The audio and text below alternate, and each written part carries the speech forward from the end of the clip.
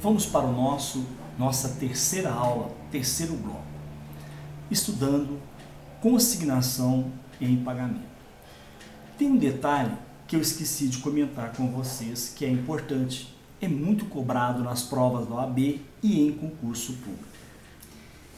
Anote aí, quando falamos que a dívida é portável, nós estamos dizendo que a dívida tem que ser paga no domicílio do credor. Uma dica: portável. Portável. Quem é o credor? O credor é que porta algum recibo, porta algum documento, é o portador de algum documento do crédito que ele tem. Então, é por isso que você vai fazer aí uma ligação, para você não esquecer, que a dívida, se a dívida for portável, isto quer dizer que a dívida deve ser paga no domicílio do credor. No domicílio do credor. Agora, se a dívida for quesível, quem quer vai receber. Quesível ou querable quer dizer a cobrança deve ser feita no domicílio do devedor. Então, portável no domicílio do credor. Quesível no domicílio do devedor. Não se esqueça dessa informação. Outra coisa que eu quero passar para vocês antes de começar a leitura do artigo 899. A consignação será necessariamente judicial quando tiver por objeto coisa ou quando não for possível, em razão de certas circunstâncias, utilizar a via extrajudicial, bancária. Entre outras circunstâncias, ainda que se trate de prestação em dinheiro, a consignação extrajudicial será inviável quando não houver estabelecimento bancário no lugar do pagamento. Quando não houver estabelecimento bancário no lugar do pagamento. Quando o credor não tiver capacidade civil e quando houver dúvida sobre a titularidade do crédito. Entendido? Tá. Mais uma informação. Quanto à legitimidade de quem vai propor a ação e a quem vai ser proposta. Legitimidade ativa e legitimidade passiva. Figuram como parte legítima para propositor da ação consignatória o devedor e o terceiro interessado no pagamento da dívida. O legitimado passivo será o credor conhecido ou quem alegue ostentar tal condição. Entendido? Muito bem. Agora, é importante que você saiba o seguinte: portável, credor; quesível, devedor. Quando a ação consignatória for regida pelo CPC, deverá ser proposta no foro do lugar do pagamento. Para tanto, deve-se observar a natureza da dívida. Se ela for quesível, o foro competente será o domicílio do autor. Se ela for portável, a competência é a domicílio do réu. Ok? Vamos para o artigo 899. Diz o artigo 899. Quando na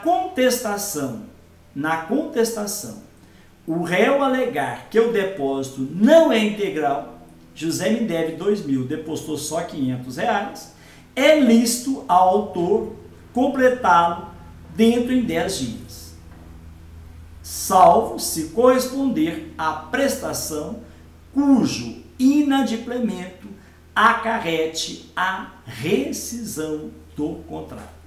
Vamos entender? Vamos lá.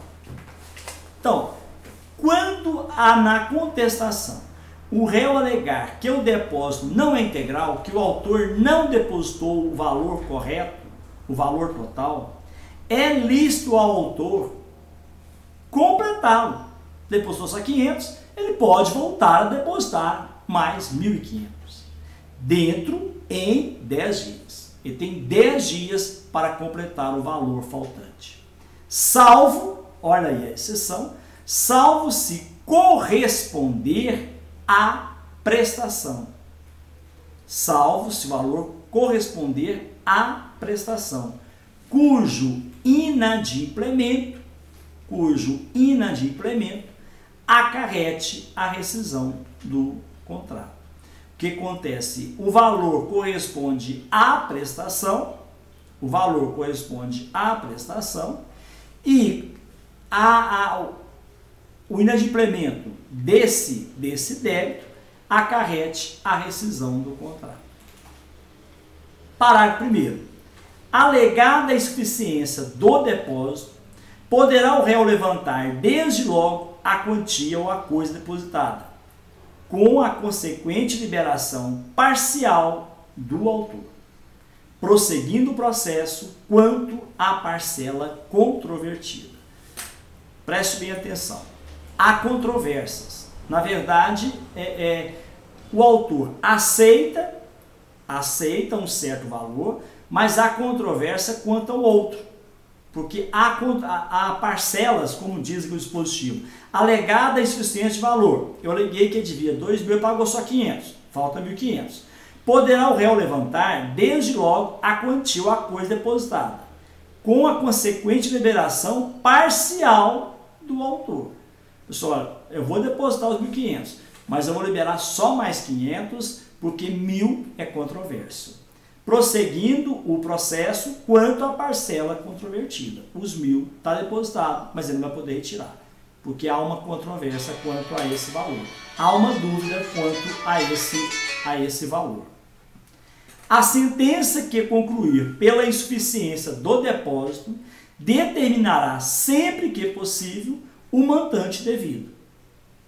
E neste caso, valerá como título executivo, facultado ao credor promover a execução nos mesmos autos. Vamos entender parte por parte os dispositivos? Vamos lá. A sentença que concluir pela insuficiência do depósito, ela concluiu que o depósito foi insuficiente, determinará sempre que possível, se for possível, o montante devido. Neste caso, valerá como título executivo, facultado ao credor promover a execução nos mesmos autos. Então a sentença concluiu que o autor só depositou 500 e falta 1.500. A partir da sentença definida que os 1.500 são legais, já se torna título executivo, podendo o credor, que era réu na ação de consignação, promover imediatamente a execução nos próprios autos. O último da consignação, artigo 900. Aplica-se o procedimento estabelecido neste capítulo no que couber ao resgate do aforamento. Então, o mesmo que nós falamos sobre consignação, que está no capítulo 1, também se aplica ao resgate de aforamento. Quanto ao aforamento, nós iremos falar no próximo bloco, que o nosso tempo já está bastante delongado.